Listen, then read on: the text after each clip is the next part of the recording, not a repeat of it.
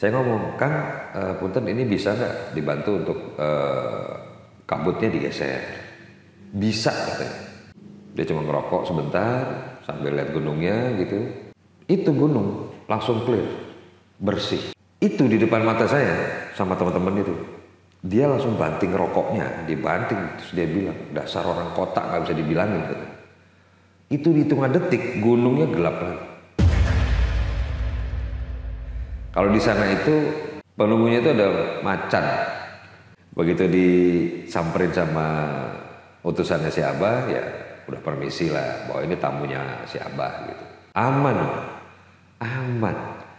Wah itu ngeri banget itu gitu.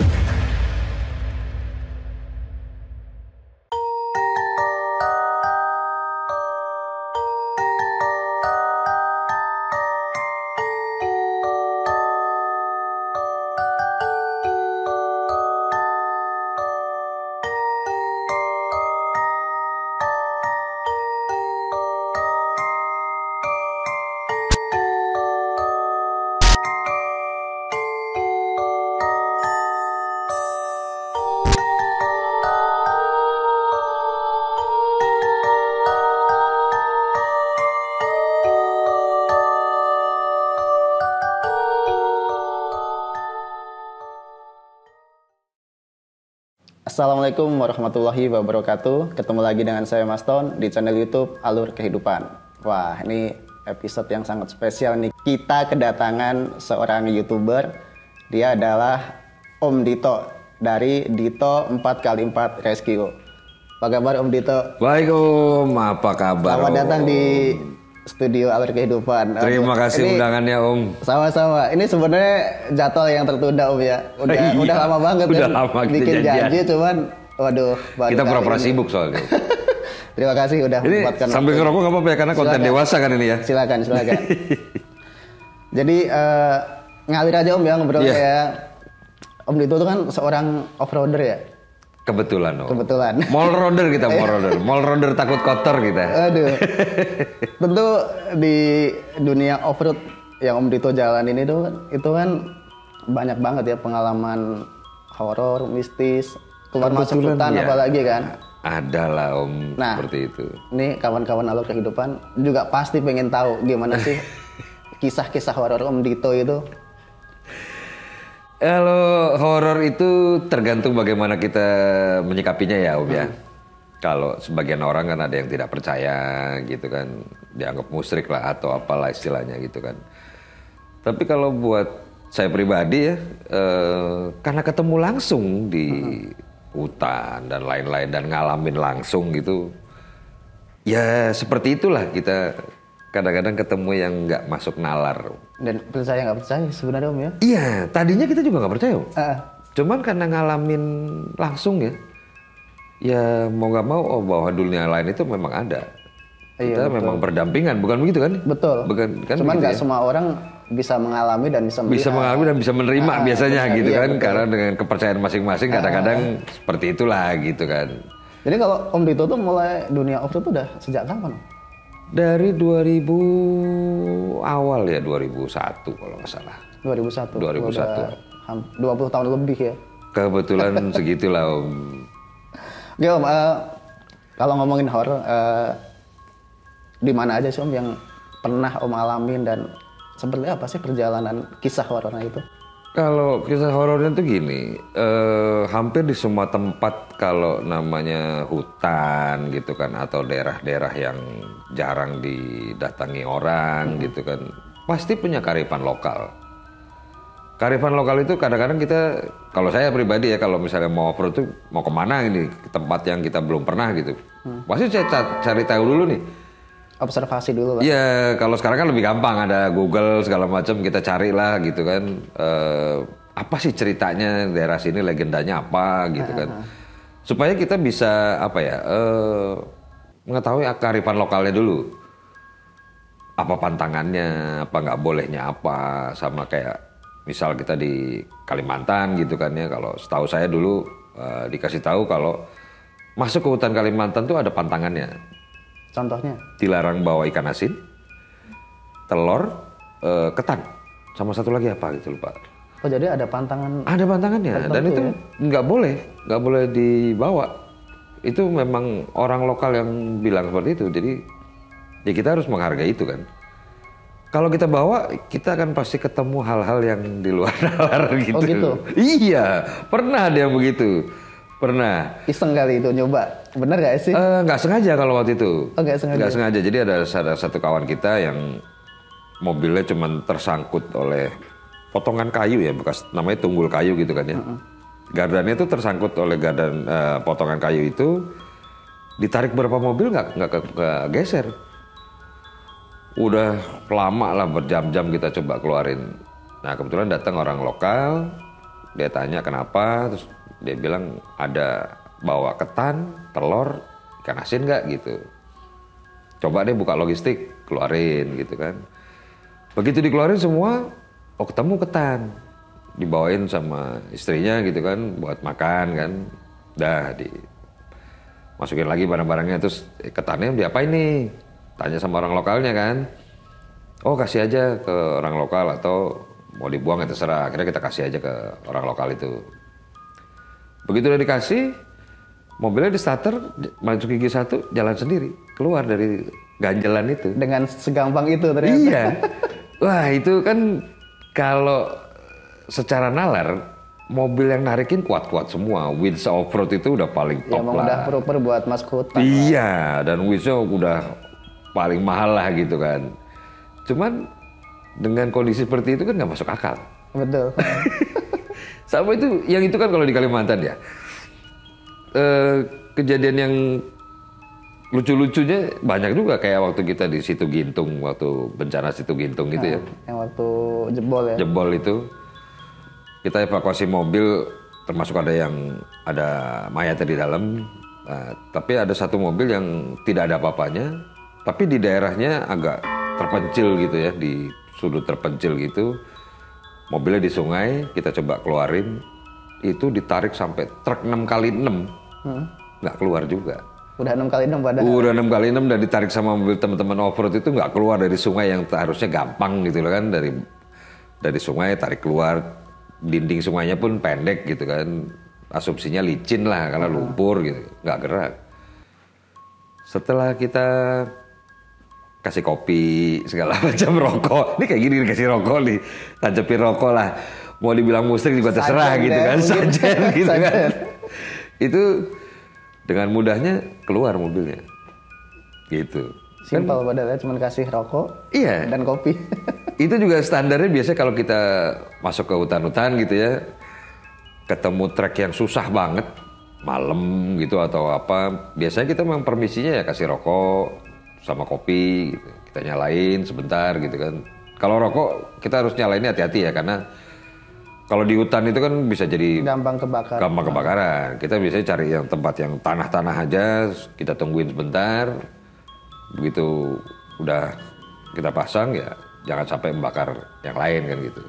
Itu teman pernah lari tuh. Kita lagi nyangkut di satu trek daerah Subang gitu. Wah susah nih, ini Pak, kita belum permisi gitu lah kan. Biasanya kita permisi lah kan gitu. Kadang kan lupa ya Pak. Saking excitingnya kita wow. Kadang-kadang kita lupa permisi.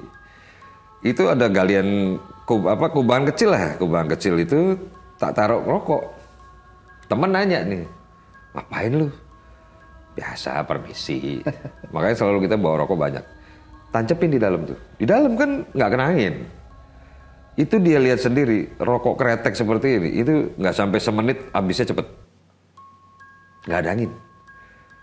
Asap itu kan kelihatan nih, kalau gini kan asapnya geser nih, kena angin kan gitu. Itu nggak, asapnya cuma ke atas saja, tapi langsung turunnya cepet. Gitu. Percaya nggak? Kalau nggak lihat langsung nggak akan percaya. Gitu kan. Itu temen langsung lari tuh. Langsung lari dia. Kita, wah dia belum pernah lihat yang kayak gini gitu kan. Emang hutannya ya hutan lebat banget gitu. Terus hutan-hutan mana lagi Om yang menurut Om tuh sekiranya pernah ngalamin yang bisa dibilang angker atau mistis gitu?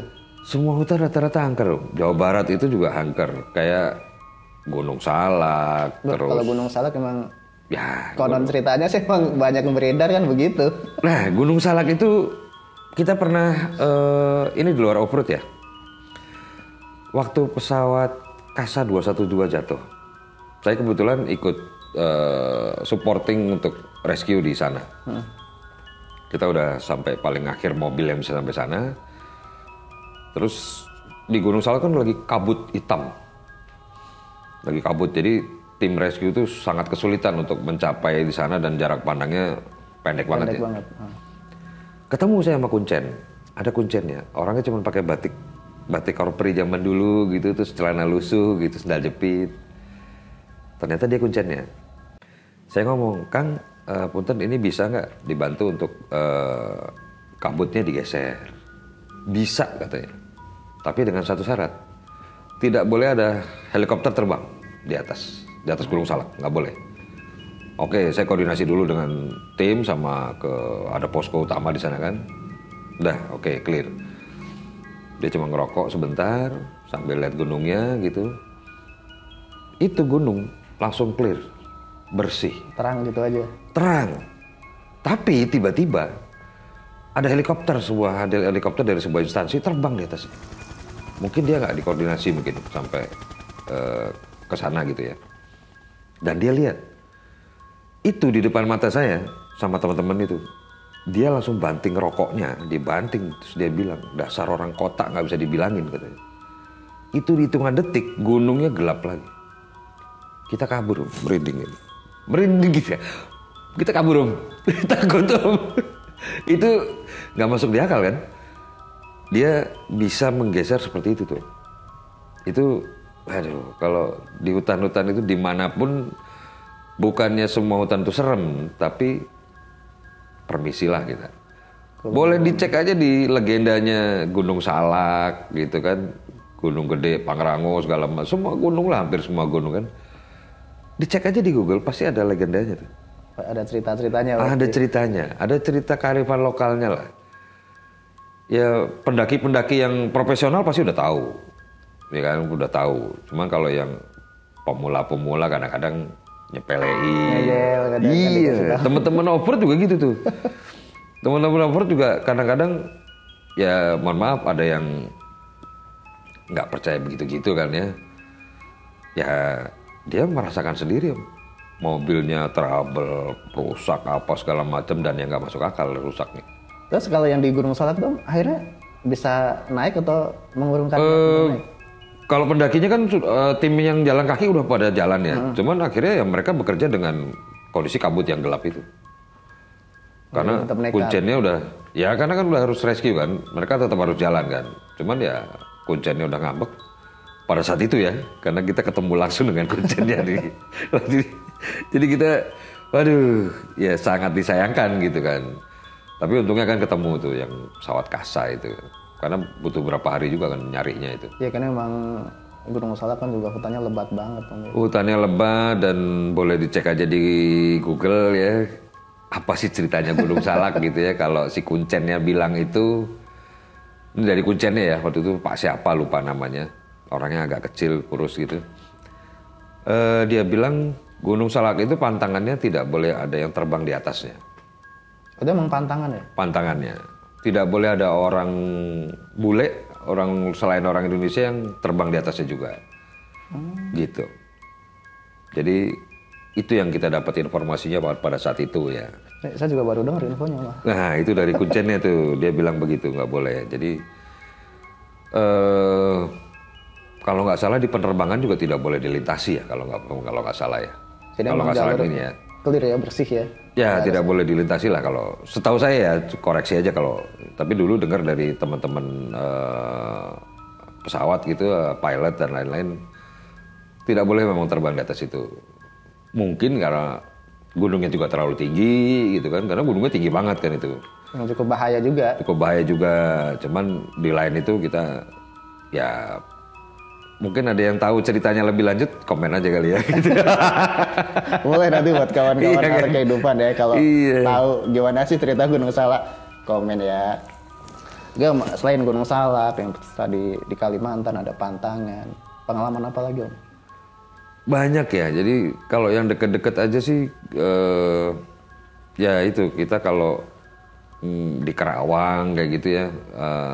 Kerawang itu ke Jatiluhur. Di Jatiluhur waktu itu kita ada satu event off-road yang kebetulan saya harus rescue temen yang dari siang sampai sore belum keluar dari treknya, mobilnya karena trouble di dalam trek. Saya harus masuk ke dalam, bis maghrib, baru bisa nyampe itu bis maghrib tuh, sejam gitu bisa turun, padahal cuma sekilo ke dalam tuh. Karena sekilo padahal sekilo doang itu. Jadi karena memang medannya cukup curam. Wah, itu ngeri, hujan lagi kan, licin gitu kan. Pada saat temen saya, kita kan harus nge-winch. Saya nyuruh teman saya, kebetulan ada namanya Ronald tuh, almarhum. Si Oni panggilannya. On, tolong cantelin strap ke pohon bambu, karena kita nggak bawa jangkar, nggak ada pohon juga, cuman pohon bambu semua tuh di lerengnya Jatiluhur tuh, di ujung bendungan tuh. Nah itu dia bawa strap sambil narik seling kan, tiba-tiba dia balik lagi, kabur balik nih. Ngelihat apa dia? Mukanya udah pucet juga, padahal dia cukup oke lah dengan agama ya, maksudnya sholatnya rajin segala macem. Kenapa On? Ada mata gede gitu kan katanya, karena gelap banget tuh. Wah masa sih gitu kan, udah lu pasang, lu kan berani biasanya. Wah berani gua. Tak samperin. Ternyata ya, saya bukan indigo dan bukan yang bisa ngelihat langsung ya. Tapi pada saat itu diliatin apa yang dibilangin temen saya itu. Jadi terpaksalah kita cari tempat lain buat nyantelin itu gitu kan, nyantelin seling gitu. Itu Akhirnya pindah tempat akhirnya. Pindah tempat buat, kan itu pohon bambu kan rindang gitu ya. Kita kan bisa ngelingkarin gitu buat narik seling gitu kan. Kita cari tempat yang lain yang aman. Ternyata di situ mungkin nggak boleh gitu kan. Dan kita juga lupa nancepin rokok gitu kan. Permisi lagi. Lupa permisi gitu kan. Karena kita udah perjalanan turun menuju temen itu susah banget gitu kan. Karena terus juga temen itu pingsan yang kita mau rescue itu karena udah kecapean. Jadi kita utamakan dia dulu dibawa ke atas lewat sama mobil yang lain, baru mobilnya kita beresin. Tapi ya begitu. Ketemu begitu, terus begitu habis permisi, itu dengan susah payah kita narikin mobil itu kan. Kopel patah, as roda patah, mesin pecah, udah nggak bisa ngapa-ngapain deh pokoknya mobilnya, nggak hidup sama sekali. Jadi kita seret keluar kan. Kebayang banget itu susah. Wah itu susah. Sebab kita begitu kasih iseng nih, minta permisi lah gitu kan. Mau dibilang musik bodo amat gitu kan. Tancepin lagi rokok nih. Tancepin rokok, santai. Kebetulan pas Isya kalau nggak salah waktu itu. Azan, kedengaran azan, kita berhenti dulu. Karena pantangannya kalau kita off-road, begitu ada azan, stop dulu. Biasanya kita tidak melihat agamanya apa ya. Karena kalau kebiasaannya di daerah lokal itu kalau ada azan, kita berhenti dulu. Gitu. Biasanya gitu tuh. Nggak peduli mau agamanya apa. Kalau percaya ya, maksudnya ini kan sebuah kebiasaan kita gitu. Karena saya ngerasain sendiri kalau azan itu kita masih aktivitas, biasanya ada terjadi sesuatu gitu kan. Ya, sialnya ada aja ya. Iya. Nah, terus kita habis naruh rokok itu santai sebentar. Terus kita jalan nih. Itu kayak didorong mobilnya. Santai gitu. Maksudnya nggak terlalu berat kayak tadi. Padahal medannya lebih berat dari yang di belakang. Dari yang sebelumnya gitu kan. Alhamdulillahnya bisa keluar kita dengan mudah ya. Dengan mudah gitu kan. Itu percaya nggak percaya. Apalagi waktu itu kita juga di namanya Gunung Halimun. Gunung Halimun itu ada trek yang favorit banget di teman-teman off-road. Jadi kita mau ke Desa Ciptagelar tuh di Halimun. Namanya ke Abah Ugi. Oh kalau dulu bapaknya masih almarhum Abah Hanom dulu, pasti tahu lah teman-teman off-road kalau di Ciptagelar ya. Kalau sekarang mereka udah pindah ke mana gitu kalau nggak salah desanya. Komunitas apa kayak kesultanannya lah gitu. Oh, jadi kayak sebuah tempat gitu. Ya memang dia kayak kerajaannya Banten Kidul kalau nggak salah itu. Jadi tempatnya itu pusatnya di Ciptagelar itu. Pimpinannya dulu Abah Hanom namanya. Udah meninggal dia. Itu kita masuk berapa mobilnya? Dulu kita cuman 8 atau 7 kalau nggak salah. Treknya itu cuma 18 kilo. Cuma 18 Cuma kilo. 18 kilo. Cuman kita sudah 3 hari nggak keluar. Saking susahnya tuh treknya pas hujan kan. Itu trek memang favorit tuh. Kita udah dengan segala cara teknik off-road segala macem, ya nggak perlu harus gaspol segala macem. Yang penting kita nyampe gitu kan. Ternyata nggak keluar-keluar. Terus ditungguin kan dari atas kan, kok nggak nyampe-nyampe. Terus dikirimlah ada utusannya datang. Pas maghrib tuh datang. Ngomong nih dia sama saya kebetulan, Kang, Abah bilang berhenti dulu, nanti habis maghrib baru kita jalan. Yang disuruh itu utusannya cuman matahin dahan yang di depan mobil, tuh ada dahan dipotek sama dia, tancepin ke depan mobil yang paling depan nih. Satu lagi di paling belakang, ditancepin sama dia. Jadi iseng kan nanya, buat apa Kang? Biasa gitu. Syarat ya. Ya udah gitu kan, ya udahlah kita ikutin gitu kan.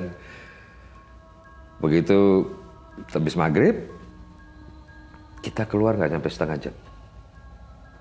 Padahal sebelumnya selama 3 hari 3 hari nggak keluar. Nggak gerak, Itu ya? setengahnya aja belum nyampe. Setengah perjalanannya belum sampai. Selama 3 hari itu. Selama 3 hari. Begitu sudah ditancepin itu, nggak nyampe setengah jam kita keluar. Mungkin teman-teman yang pernah ikutan trip waktu itu silakan komen ya. Kita 3 hari nggak keluar. Iya, ada Om Gita, Om siapa, ayo komen aja dulu waktu kita jalan itu. Itu kan nggak masuk akal loh. Iya, cuma dahan ditancepin. Tancepin doang. Orangnya utusannya cuma bawa tas lempang yang rajutan itu, apalah itu yang anyaman itu kan, santai pakai ikat kepala gitu. Udah, tancepin. Setengah jam keluar. Dan begitu nanjak itu kan begitu kita susah nih Om.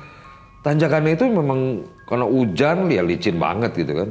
Itu mobil kayak tadi didorong lagi. Enteng gitu aja. Enteng. Dan percaya nggak? Sebelumnya kita setengah mati Om. Berhari-hari. Wah 3 hari Om. Dari kita masuk tuh Jumat pagi. Minggu malam aja belum keluar kita. Itu sore itu minggu sore belum keluar kan. Jadi begitu habis didatengin itu setengah jam sampai. Begitu sampai di atas ketemu almarhum tuh Abah Hanom. Dia ketawa-ketawa aja dia kan gitu. Iseng nanya nggak, Om kenapa gitu? Ya biasa.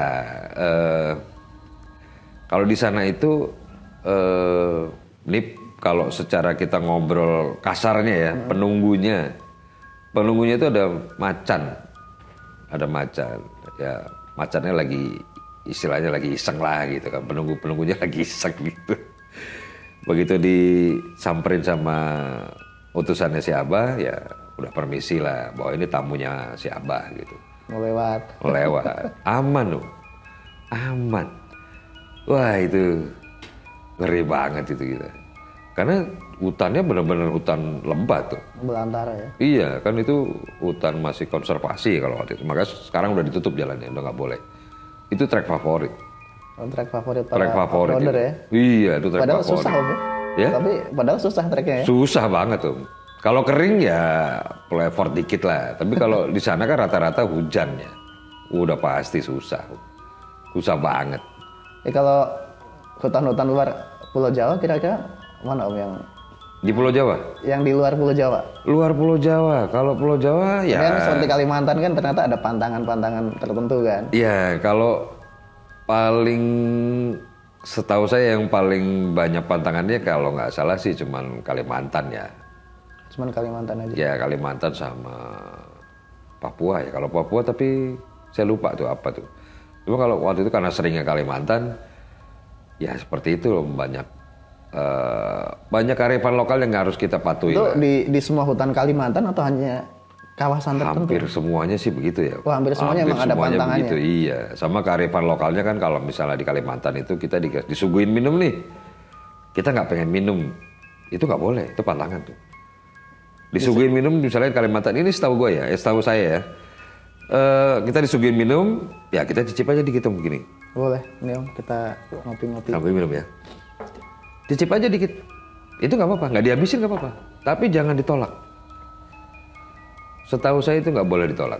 Dan itu pantangan kalau Pantangan. ditolak. gitu. Salah Ibarat satunya. yang tuan rumah mungkin ngerasa nggak dihormati. Iya, bisa jadi begitu. Tapi memang dikasih tahunya dulu kita selalu begitu tuh. Kalau dikasih tahu ini misalnya diundang apa ya, jangan takut pokoknya di Apa yang disiapin ya dicicip lah paling iya. nggak ya. Misalnya makanan enak gitu, apalah mungkin nggak suka gitu, cuil aja dikit, sedikit aja, udah cukup, kayak gitu tuh. Kan jadi kita harus mengetahui kearifan lokal di benar. semua tempat lah ya. Jadi, Nah, tiap tempat beda-beda. nah kalau saya punya teman-teman dari Bali, kebetulan ya mereka kepercayaannya kan seperti itu ya.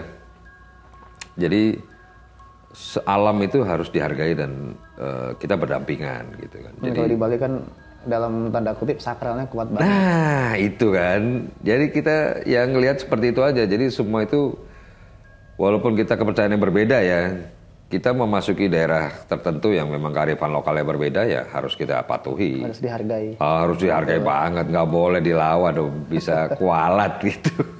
Gitu ngeri gitu. Kejadiannya aneh-aneh lah. Kira-kira di hutan mana lagi Om yang diingatan Om tuh masih terngiang-ngiang gitu sampai sekarang? Kayak kemarin itu kita waktu syutingnya Jimny Challenge itu ya, yang pertama itu yang kita di hutan Banyuwangi itu di Kalibendo ya kalau nggak salah ya. Kalau lihat dari legendanya, Kalibendo itu daerah Jawa Timur di Banyuwangi. Jadi memang ada kearifan lokalnya juga di situ Om. Jadi memang ya cek aja lah di Google ya, itu seperti apa gitu kan. Jadi ya